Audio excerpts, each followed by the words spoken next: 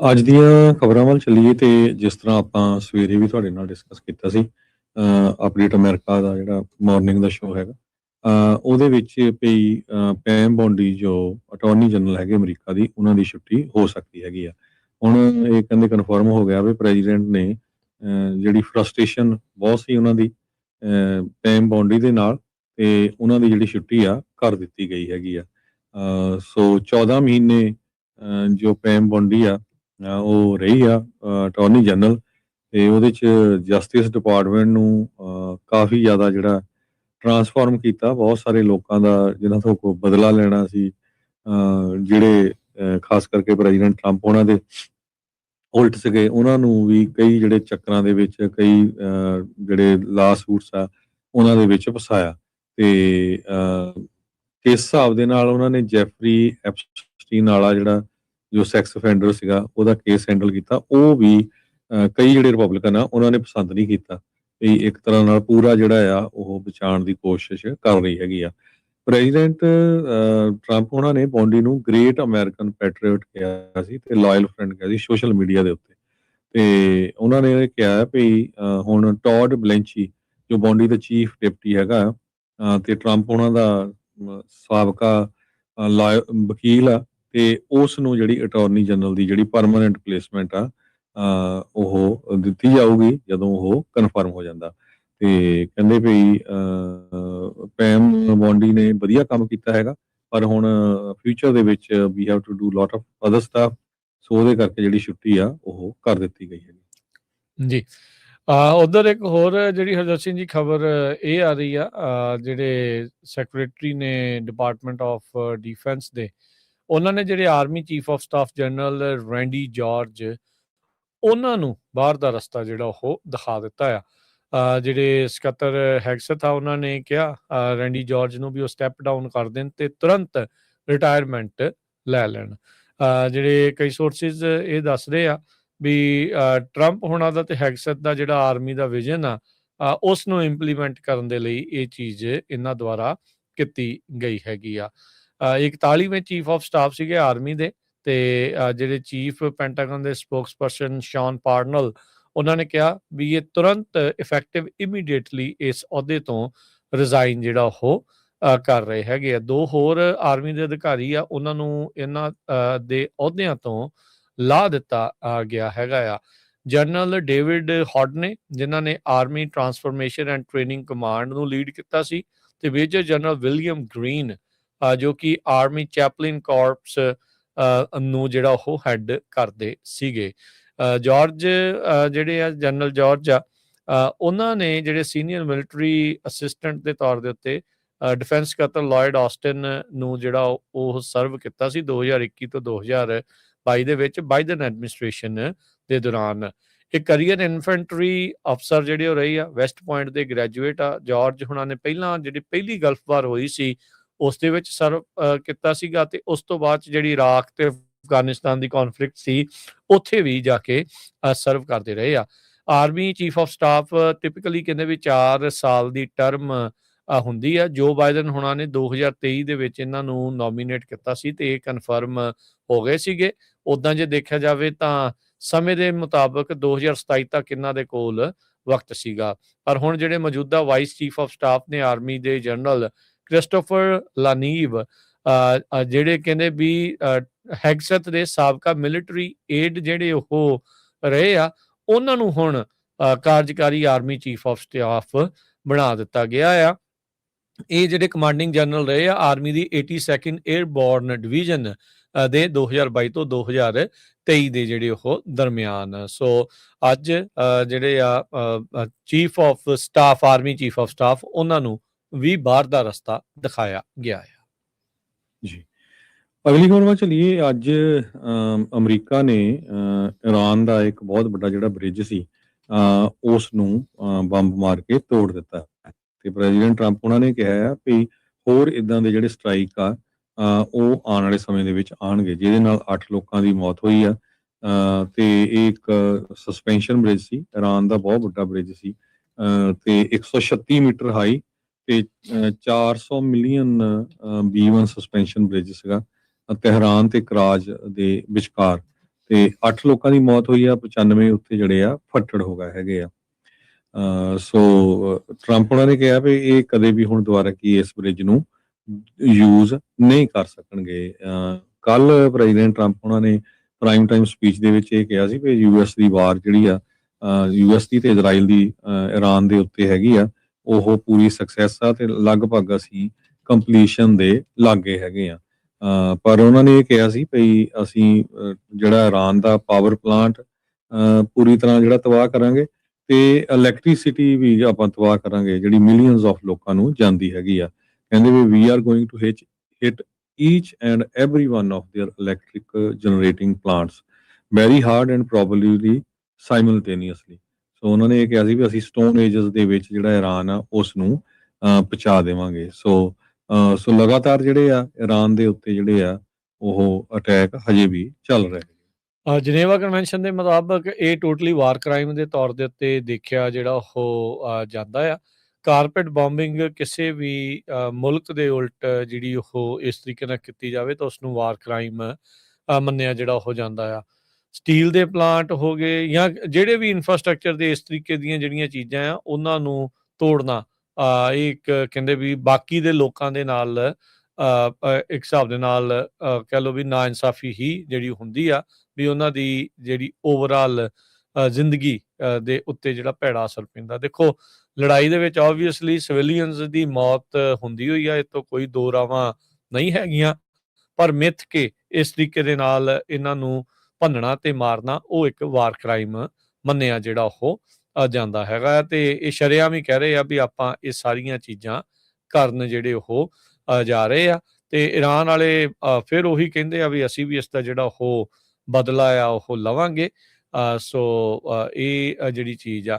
ਉਧਰ ਟਰੰਪ ਹੁਣਾਂ ਨੇ ਯੂਐਸ ਨੂੰ ਕਿਹਾ ਵੀ ਅਸੀਂ ਇਰਾਨ ਦੀ ਜੌਬ ਜਲਦ ਹੀ ਜਿਹੜੀ ਉਹ ਫਿਨਿਸ਼ ਕਰਨ ਜਾ ਰਹੇ ਹੈਗੇ ਆ, ਜਿੱਦਾਂ ਤੁਸੀਂ ਹੁਣੇ ਜ਼ਿਕਰ ਕਰਕੇ ਜਿਹੜੇ ਉਹ ਹਟੇ ਹੈਗੇ ਆ।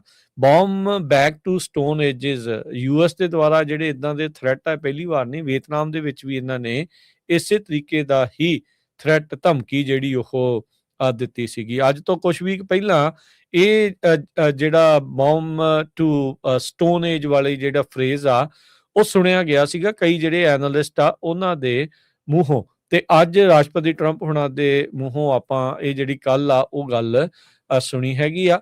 ਸੋ ਕਹਿੰਦੇ ਵੀ ਅਗਲੇ 2-3 ਵੀਕ ਕਾਫੀ ਜ਼ਿਆਦਾ ਅਹਿਮ ਰਹਿਣ ਵਾਲੇ ਹੈਗੇ। 2000 ਤੋਂ ਵੱਧ ਇਰਾਨੀਅਨ ਆਲਰੇਡੀ ਜਿਹੜੇ ਇਸ ਦੇ ਵਿੱਚ ਮਰ ਚੁੱਕੇ ਆ। ਬ੍ਰਿਜ ਦੇ ਉੱਤੇ ਜਿਹੜੇ ਹੋਏ ਹਮਲੇ ਦੇ ਨਾਲ ਵੀ ਇਰਾਨ ਵਾਲੇ ਇਹ ਕਹਿ ਰਹੇ ਆ ਵੀ ਦਰਜਨ ਦੇ ਤਕਰੀਬਨ ਲੋਕਾਂ ਦੀ ਇਸ ਹਮਲੇ ਦੇ ਵਿੱਚ ਮੌਤ ਹੋਈ ਹੈਗੀ ਆ। ਤੇ ਉਧਰ ਹੁਣ ਇਰਾਨ ਵਾਲੇ ਕਹਿੰਦੇ ਆ ਵੀ ਅਸੀਂ ਵੀ ਜਿਹੜੀਆਂ ਯੂਐਸ ਬੈਕਡ ਜਿਹੜੀਆਂ ਕੰਪਨੀਜ਼ ਆ ਉੱਥੇ ਮਿਡਲ ਈਸਟ ਦੇ ਵਿੱਚ ਉਹਨਾਂ ਨੂੰ ਨਿਸ਼ਾਨਾ ਬਣਾ ਸਕਦੇ ਆ। ਇਸੇ ਤਰ੍ਹਾਂ 40 ਦੇ ਕਰੀਬ ਜਿਹੜੇ ਮੁਲਕ ਆ ਉਹਨਾਂ ਨੇ ਕੋਅਲੀਸ਼ਨ ਬਣਾਈ ਹੈਗੀ ਆ ਤਾਂ ਕਿ ਸਟੇਟ ਆਫ ਹਾਰਮੋਜ਼ ਨੂੰ ਖੋਲਿਆ ਜਾ ਸਕੇ। 40 ਕੰਟਰੀਆਂ ਦੇ ਵਿੱਚ ਜਿਹੜੀ ਲੀਡ ਆ ਉਹ ਇੰਗਲੈਂਡ ਵਾਲੇ ਲੈ ਰਹੇ ਹੈਗੇ ਆ। ਬ੍ਰਿਟਿਸ਼ ਫੋਰਨ ਸੈਕਟਰੀ ਕੂਪਰ ਉਹਨਾਂ ਨੇ ਇਹ ਕਿਹਾ ਵੀ ਜੋ ਯੂਐਸ ਦੇ ਪ੍ਰੈਜ਼ੀਡੈਂਟ ਆ ਉਹਨਾਂ ਨੇ ਕਾਫੀ ਜ਼ਿਆਦਾ ਪ੍ਰੈਸ਼ਰ ਪਾਇਆ ਸੀ ਯੂਰਪੀਅਨ ਐਲਾਈਜ਼ ਦੇ ਉੱਤੇ ਵੀ ਇਸ ਸਟੇਟ ਨੂੰ ਓਪਨ ਕਰਨ ਦੇ ਲਈ ਤੁਸੀਂ ਆਪ ਜਿਹੜੀ ਆ ਕੋਸ਼ਿਸ਼ ਕਰੋ। ਕਹਿੰਦੇ ਵੀ ਅਸੀਂ ਦੇਖਿਆ ਵੀ ਇਰਾਨ ਨੇ ਇੱਕ ਤਰ੍ਹਾਂ ਨਾਲ ਇੰਟਰਨੈਸ਼ਨਲ ਸ਼ਿਪਿੰਗ ਰਾਊਟ ਨੂੰ ਹਾਈਜੈਕ ਕੀਤਾ ਹੈਗਾ ਤੇ ਗਲੋਬਲ ਇਕਨੋਮੀ ਨੂੰ ਹੋਸਟੇਜ ਬਣਾਇਆ ਹੈਗਾ। ਇਹ ਕੂਪਰ ਉਹਨਾਂ ਦਾ ਜਿਹੜਾ ਬਿਆਨ ਆਇਆ ਹੈਗਾ। ਸੋ ਕਹਿੰਦੇ ਵੀ ਮਲਟੀਨੈਸ਼ਨਲ ਕੋਅਲੀਸ਼ਨ ਇਹ ਬਣ ਜਾ ਰਹੀ ਆ ਜੋ ਕਿ ਕਲੈਕਟਿਵਲੀ ਡਿਪਲੋਮੈਟਿਕ ਤੇ ਇਕਨੋਮਿਕ ਟੂਲਸ ਨੂੰ ਯੂਜ਼ ਕਰੂਗੀ ਇਰਾਨ ਦੇ ਨਾਲ ਗੱਲਬਾਤ ਕਰਨ ਲਈ ਤਾਂ ਕਿ ਜਿਹੜਾ ਆ ਉੱਥੋਂ ਸਾਰੇ ਜਿਹੜੇ ਸ਼ਿਪ ਆ ਉਹ ਨੰਗਾਏ ਜਾ ਸਕਣ। ਇਟਲੀ ਦੇ ਰਿਪਰੈਜ਼ੈਂਟੇਟਿਵ, ਨੀਦਰਲੈਂਡ ਦੇ, ਯੂਨਾਈਟਿਡ ਅਰਬ ਐਮੀਰੇਟਸ ਦੇ, ਇਹਨਾਂ ਨੇ ਵੀ ਇੱਕ ਜੁਆਇੰਟ ਕਾਲ ਜਿਹੜੀ ਆ ਦਿੱਤੀ ਹੈਗੀ ਆ humanitarian corridor to safeguard shipping of fertilizers ਤੇ ਪ੍ਰੀਵੈਂਟਿਵ ਫੂਡ ਕ੍ਰਾਈਸਿਸ। ਇਹ ਜਿਹੜਾ ਉਹਨਾਂ ਨੇ ਕਿਹਾ ਵੀ ਕਾਜ਼ਾ ਕਾਲਸ ਇੱਕ ਹਾਈ ਰਿਪਰੈਜ਼ੈਂਟੇਟਿਵ ਹੈਗੇ ਆ, ਉਹਨਾਂ ਨੇ ਵੀ ਇਸ ਦੇ ਵਿੱਚ ਹਿੱਸਾ ਲਿਆ ਹੈਗਾ ਆ। ਸੋ ਇਰਾਨੀਅਨ ਕਹਿੰਦੇ ਵੀ ਸਿਵਲੀਅਨ ਸ਼ਿਪਸ ਦੇ ਉੱਤੇ ਵੀ ਅਟੈਕ ਕਰ ਰਹੇ ਆ ਤੇ ਉਹਨਾਂ ਨੇ ਇਹ ਕਿਹਾ ਸੀ ਵੀ ਅਸੀਂ ਕਿਸੇ ਵੀ ਸ਼ਿਪ ਨੂੰ ਲੰਘਣ ਨਹੀਂ ਦੇਵਾਂਗੇ ਅਨਲੈਸ ਕਿ ਉਹ ਸਾਡਾ ਫਰੈਂਡਲੀ ਮੁਲਕ ਦਾ ਜਿਹੜਾ ਸ਼ਿਪ ਆ ਉਹ ਹੋਵੇ।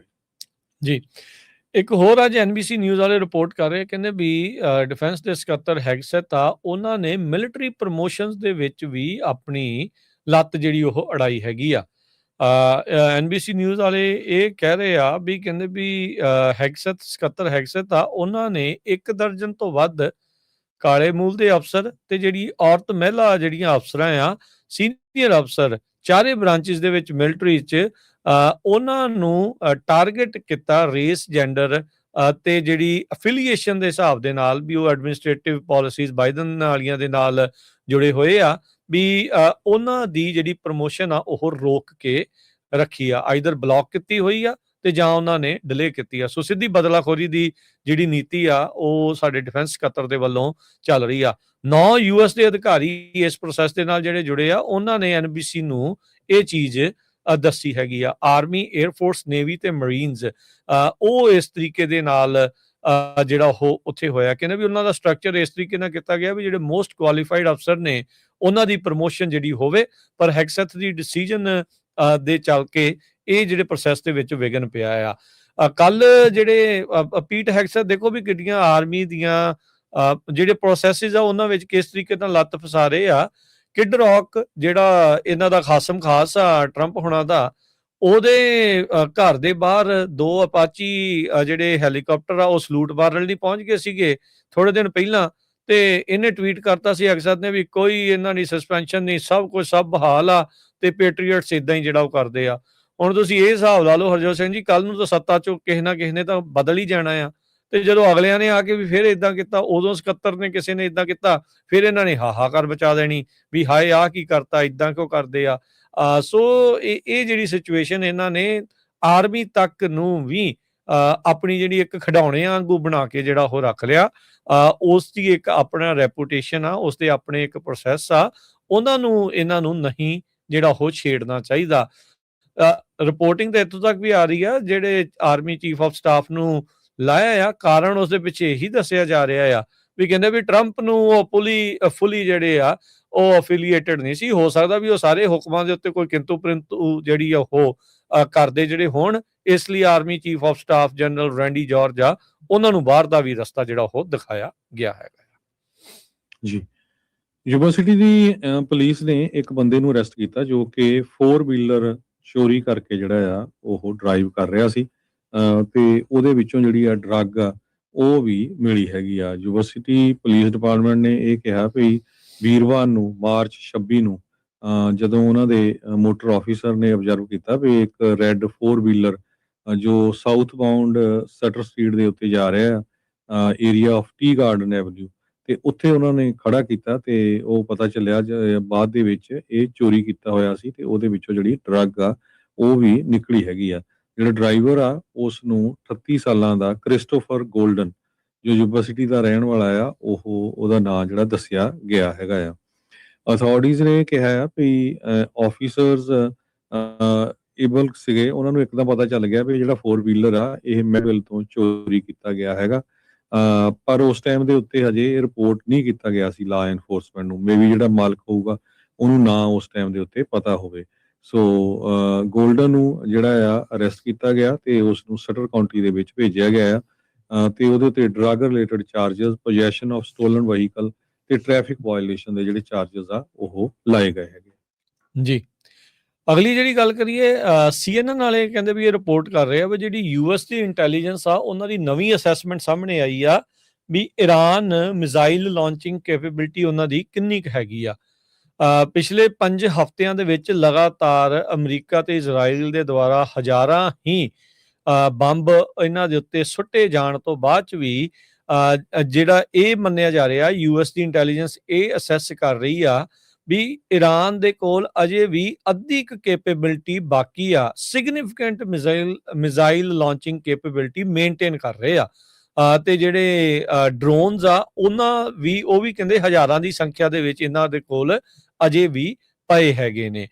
ਸੋ ਜਿਹੜੇ ਈਰਾਨ ਦੇ ਬਾਬਤ ਆ ਜਿਹੜੀ ਇੰਟੈਲੀਜੈਂਸ ਯੂਐਸ ਦੀ ਇੰਟੈਲੀਜੈਂਸ ਏਜੰਸੀਜ਼ ਆ, ਤਕਰੀਬਨ 18 ਏਜੰਸੀਜ਼ ਦੇ ਸੁਮੇਲ ਦੇ ਨਾਲ ਜਿਹੜੀ ਯੂਐਸ ਦੀ ਇੰਟੈਲੀਜੈਂਸ ਦਾ ਓਵਰਆਲ ਅਪਰੈਟਿਸ ਜਿਹੜਾ ਉਹ ਚੱਲਦਾ ਆ, ਤੇ ਉਹਨਾਂ ਦੀ ਜਿਹੜੀ ਨਵੀਂ ਅਸੈਸਮੈਂਟ ਇਹ ਕਹਿ ਰਹੀ ਆ, ਕਹਿੰਦੇ ਵੀ ਕਈ ਲਾਂਚਰ ਨੋ ਡਾਊਟ ਇਨਐਕਸੈਸਿਬਲ ਉਹਨਾਂ ਦੇ ਹੈਗੇ ਆ, ਕਈ ਤਾਂ ਉਹਨਾਂ ਦੇ ਬੈਰੀਡ ਨੇ ਅੰਡਰਗਰਾਊਂਡ, ਜਿਹਦੇ ਨਾਲ ਸਟ੍ਰਾਈਕਸ ਕਰਨ ਦੇ ਬਾਵਜੂਦ ਵੀ ਉਹ ਡਿਸਟਰੋਏ ਇਹਨਾਂ ਦੇ ਕੋਲੋਂ ਨਹੀਂ ਹੋਏ ਹੈਗੇ। ਸੋ ਇਹ ਹੁਣ ਪਤਾ ਜਿਹੜਾ ਉਹ ਲੱਗ ਰਿਹਾ, ਕਹਿੰਦੇ ਵੀ ਰਫਲੀ 50% ਮੁਲਕ ਦੀ ਜਿਹੜੀ ਡਰੋਨ ਕੈਪੇਬਿਲਿਟੀ ਤੇ ਜਿਹੜੀ ਮਿਜ਼ਾਈਲ ਕੈਪੇਬਿਲਿਟੀ ਆ ਉਹ ਅਜੇ ਵੀ ਬਰਕਰਾਰ ਹੈਗੀ ਆ। ਸੋ ਹੁਣ ਦੇਖਦੇ ਹਾਂ ਆਉਣ ਵਾਲੇ ਸਮੇਂ ਦੇ ਵਿੱਚ ਹਰਜੋਤ ਸਿੰਘ ਜੀ ਕੀ ਬਣਦਾ ਆ। ਇਸੇ ਲਈ ਕਹਿੰਦੇ ਵੀ ਇਹ ਦੇਖਿਆ ਜਿਹੜਾ ਉਹ ਗਿਆ ਆ ਵੀ ਸਟ੍ਰੇਟ ਆਫ ਹਾਰਮੋਜ਼ ਦੇ ਵਿੱਚ ਜਿਹੜਾ ਸ਼ਿਪਿੰਗ ਦਾ ਟ੍ਰੈਫਿਕ ਆ ਇਸ ਦੇ ਉੱਤੇ ਈਰਾਨ ਵਾਲੇ ਇੱਕ ਹਿਸਾਬ ਦੇ ਨਾਲ ਆਪਣਾ ਕਬਜ਼ਾ ਹੀ ਕਰੀ ਬੈਠੇ ਹੈਗੇ ਆ। ਸੋ ਹੁਣ ਜੇ ਟਰੰਪ ਹੋਣੀ ਜਿੱਦਾਂ ਕਹਿੰਦੇ ਵੀ ਅਸੀਂ ਨਹੀਂ ਸਟ੍ਰੇਟ ਆਫ ਹਾਰਮੋਜ਼ ਨੂੰ ਖਲਵਾਉਣਾ, ਉਦਾਂ ਹੀ ਲੜਾਈ ਬੰਦ ਕਰਕੇ ਜਿਹੜੀ ਉਹ ਆ ਜਾਣੀ ਆ। ਸੋ ਤੁਸੀਂ ਈਰਾਨ ਦਾ ਕਬਜ਼ਾ ਪੱਕਿਆਂ ਕਰਕੇ ਉੱਥੇ ਜਿਹੜੇ ਉਹ ਆ ਜਾਓਗੇ। ਈਰਾਨ ਦੀ 에ਅਰ ਫੋਰਸ ਕਹਿੰਦੇ ਜੀ ਨਸ਼ਟ ਕਰਤੀ ਆ, ਨੇਵੀ ਜਿਹੜੀ ਨਸ਼ਟ ਕਰਤੀ ਉਹ ਤਾਂ ਪਹਿਲਾਂ ਹੀ ਨਾ ਮਾਤਰ ਸੀਗੀ, ਉਹਦਾ ਕਹਿਣ ਦੇ ਮੁਤਾਬਕ ਨਹੀਂ ਸੀ। 1970-80s ਦੇ ਵਿੱਚ ਅਮਰੀਕਾ ਦੇ ਦੁਆਰਾ ਹੀ ਇਹਨਾਂ ਦੀ ਜਿਹੜੀ ਸੋ ਕਾਲਡ 에ਅਰ ਫੋਰਸ ਆ ਉਹ ਬਣਾਈ ਗਈ ਸੀ। ਉਹ ਤਾਂ ਪਹਿਲਾਂ ਹੀ ਪਾਰਟਸ ਦੇ ਲਈ ਕਹਿ ਲਓ ਵੀ ਨਾ ਮਾਤਰ ਚੱਲਣ ਵਾਲੀ ਸੀ, ਉਹ ਉਹਨਾਂ ਨੇ ਖਤਮ ਕਰਤੀ ਆ ਤੇ ਨੇਵੀ ਵੀ ਬਸ ਕੁਛ ਉਸੇ ਤਰੀਕੇ ਦੀ ਹੀ ਜਿਹੜੀ ਉਹ ਸੀਗੀ। ਪਰ ਅਜੇ ਜਿਹੜੀ ਇਹਨਾਂ ਦੀ ਮਿਜ਼ਾਈਲ ਤੇ ਡਰੋਨ ਲਾਂਚਿੰਗ ਕੈਪੇਬਿਲਿਟੀ ਆ ਉਹਦੇ ਉੱਤੇ ਪੂਰੀ ਤਰ੍ਹਾਂ ਮਾਰ ਕਰਨ ਦੇ ਵਿੱਚ ਕਾਮਯਾਬ ਨਹੀਂ ਰਹੇ ਹੈਗੇ। ਯੂਐਸ ਨੇ ਬੁੱਧਵਾਰ ਤੱਕ 12,300 ਟਾਰਗੇਟ ਈਰਾਨ ਦੇ ਵਿੱਚ ਉਹਨਾਂ ਉੱਤੇ ਹਮਲਾ ਕੀਤਾ। ਯੂਐਸ ਸੈਂਟਰਲ ਕਮਾਂਡ ਦੇ ਇਹ ਅੰਕੜੇ ਸਾਹਮਣੇ ਆਏ ਆ। 15,000 ਤੋਂ ਵੱਧ ਜਿਹੜੇ ਟਾਰਗੇਟਸ ਆ ਉਹਨਾਂ ਉੱਤੇ ਇਜ਼ਰਾਈਲ ਨੇ ਹੁਣ ਤੱਕ ਹਮਲਾ ਜਿਹੜਾ ਉਹ ਕਰ ਚੁੱਕੇ ਹੈਗੇ ਆ। ਪਰ ਯੂਐਸ ਦੀ ਇੰਟੈਲੀਜੈਂਸ ਮੰਨਦੀ ਆ ਅਜੇ ਵੀ ਅੱਧੇ ਤੋਂ ਵੱਧ ਜਿਹੜੀ ਕੈਪੇਬਿਲਿਟੀ ਸਮਰੱਥਾ ਆ ਉਹ ਈਰਾਨ ਦੀ ਬਰਕਰਾਰ ਹੈਗੀ ਆ। ਅਗਲੀ ਖਬਰ ਵੱਲ ਚੱਲੀਏ ਜਿਹੜੀ ਫ੍ਰਿਜ਼ਨੋ ਤੋਂ ਆ ਰਹੀ ਹੈ। ਫ੍ਰਿਜ਼ਨੋ ਦੇ ਵਿੱਚ ਦੋ ਜਿਹੜੇ ਫ੍ਰਿਜ਼ਨੋ ਸਿਟੀ ਦੇ ਕੈਂਡੀਡੇਟ ਆ ਕੌਂਸਲ ਦੇ, ਉਹਨਾਂ ਨੇ ਕਹਿੰਦੇ ਸਭ ਤੋਂ ਜ਼ਿਆਦਾ ਜਿਹੜੇ ਕੈਂਪੇਨ ਫੰਡਸ ਆ ਉਹ ਇਕੱਠੇ ਕੀਤੇ ਆ ਜੋ ਜੂਨ ਦੇ ਵਿੱਚ ਪ੍ਰਾਇਮਰੀ ਹੋਣੀ ਹੈਗੀ ਆ। ਨੈਣਦੀਪ ਸਿੰਘ ਉਹਨਾਂ ਨੇ $1,38,000 ਇਕੱਠਾ ਕੀਤਾ ਹੈ ਜੋ ਕਿ ਡਿਸਟ੍ਰਿਕਟ 1 ਦੇ ਕੈਂਡੀਡੇਟ ਹੈਗੇ ਆ, ਤੇ ਡਿਸਟ੍ਰਿਕਟ 7 ਦੇ ਜਿਹੜੇ ਕੈਂਡੀਡੇਟ ਨਵ ਗੁਰਮ ਆ ਉਹਨਾਂ ਨੇ $1,29,000 ਜਿਹੜਾ ਇਕੱਠਾ ਕੀਤਾ ਹੈਗਾ। ਸੋ ਜਿੰਨੇ ਵੀ ਕੈਂਡੀਡੇਟ ਵੱਖ-ਵੱਖ ਡਿਸਟ੍ਰਿਕਟ ਦੇ ਵਿੱਚ ਹੈਗੇ ਆ, ਉਹਨਾਂ ਦੇ ਵਿੱਚੋਂ ਸਾਰਿਆਂ ਚੋਂ ਦੋਨੋਂ ਪੰਜਾਬੀਆਂ ਨੇ ਸਭ ਤੋਂ ਜ਼ਿਆਦਾ ਜਿਹੜੇ ਆ ਪੈਸੇ ਇਕੱਠੇ ਕੀਤੇ ਹੈਗੇ। ਜੀ ਬਿਲਕੁਲ। ਤੇ ਹਰਜੋਤ ਸਿੰਘ ਜੀ ਸਮਾਂ ਆਪਣੇ ਪ੍ਰੋਗਰਾਮ ਦਾ ਸਮਾਪਤ ਜਾਂਦੇ ਜੇ ਮਾਰਕੀਟਸ ਦੀ ਜੇ ਆਪਾਂ ਗੱਲ ਕਰਦੇ ਜਾਈਏ ਤਾਂ ਜਿਹੜਾ ਡਾਓ ਜੋਨ ਆ ਅੱਜ 61 ਪੁਆਇੰਟ ਘਟ ਕੇ 46,505 ਤੇ ਬੰਦ ਹੋਇਆ। S&P 7 ਪੁਆਇੰਟ ਵੱਧ ਕੇ 6583, ਨੈਸਡੈਕ 38 ਪੁਆਇੰਟ ਵੱਧ ਕੇ 21,880 ਤੇ ਬੰਦ ਹੋਇਆ। ਸੋਨੇ ਦਾ ਭਾਅ $4703 ਪ੍ਰਤੀ ਟਰੋਏ ਆਉਂਸ। ਕੱਚੇ ਤੇਲ ਦੀ ਕੀਮਤ US ਕਰੂਡ ਆਇਲ ਦੀ ਕੀਮਤ $112 ਪ੍ਰਤੀ ਬੈਰਲ ਰਹੀ। 10 ਈਅਰ ਯੀਲਡ 4.31%। ਕ੍ਰਿਪਟੋ ਕਰੰਸੀ 'ਚ ਬਿਟਕੋਇਨ 66,779 ਤੇ ਇਥੀਰੀਅਮ $2,052 ਦੇ ਬਰਾਬਰ ਚੱਲ ਰਿਹਾ ਆ। ਕਰੰਸੀ ਦੀ ਗੱਲ ਕਰਦੇ ਜਾਈਏ ਤੇ ਇੰਡੀਆ ਦੀ ਕਰੰਸੀ ਜਿਹੜੀ ਆ ਉਹ ਕਾਫੀ ਥੱਲੇ ਨੂੰ ਜਾ ਰਹੀ ਹੈ ਡਾਲਰ ਦੇ ਮੁਤਾਬਕ। ਤੇ ਅੱਜ ਇੱਕ ਬਲੂਮਬਰਗ ਨੇ ਆਰਟੀਕਲ ਵੀ ਲਿਖਿਆ, ਕਹਿੰਦਾ ਵੀ rupee at 100 will be a harsh check on India's ambitions. ਤੇ ਜੋ ਇੰਡੀਆ ਵਾਲੇ ਸੋਚ ਰਹੇ ਆ ਵੀ ਆਉਣ ਵਾਲੇ ਸਮੇਂ 'ਚ ਅਸੀਂ ਕਰਨ ਜਾ ਰਹੇ ਆ ਜਾਂ ਸੁਪਰ ਜਿਹੜੇ ਬਣ ਜਾ ਰਹੇ ਆ ਆਪਾਂ ਵਿਸ਼ਵ ਗੁਰੂ, ਉਹ ਲੱਗਦਾ ਨਹੀਂ ਜੇ ਜਿਹੜਾ ਰੁਪਈਆ ਆ ਉਹ $1 ਦੇ ਬਰਾਬਰ 100 ਰੁਪਈਆ ਹੋ ਗਿਆ। ਤੇ ਜੇ ਕਰੰਸੀ ਦੀ ਗੱਲ ਕਰਦੇ ਜਾਈਏ ਇੱਕ US ਡਾਲਰ ਦੇ ਬਰਾਬਰ ਜਿਹੜੇ ਆ ਕੈਨੇਡਾ ਦੇ $1 ਤੇ 39 ਸੈਂਟ ਰਹੇ ਆ, ਤੇ ਪਾਕਿਸਤਾਨ ਦੇ $279 ਤੇ 31 ਪੈਸੇ, ਤੇ ਇੰਡੀਆ ਦੇ $92 ਤੇ 95 ਪੈਸੇ। ਇੱਥੇ ਪ੍ਰੋਗਰਾਮ ਦੀ ਸਮਾਪਤੀ ਮੇਰੇ ਰਾਜਕਨਵੀਰ ਸਿੰਘ ਵੱਲੋਂ ਤੇ ਹਰਜੋਤ ਸਿੰਘ ਵੱਲੋਂ ਆਪ ਸਭ ਨੂੰ ਪਿਆਰ ਸਤਿਕਾਰ ਸਹਿ ਨਿੱਘੀ ਜਿਹੀ ਸਤਿ ਸ੍ਰੀ ਅਕਾਲ। ਜਿਉਂਦੇ ਵਾਸਤੇ ਰਹੋ, ਹੱਸਦੇ ਖੇਲਦੇ ਰਹੋ, ਸੁਣਦੇ ਰਹੋ, ਦੇਖਦੇ ਰਹੋ ਪੰਜਾਬੀ ਰੇਡੀਓ US।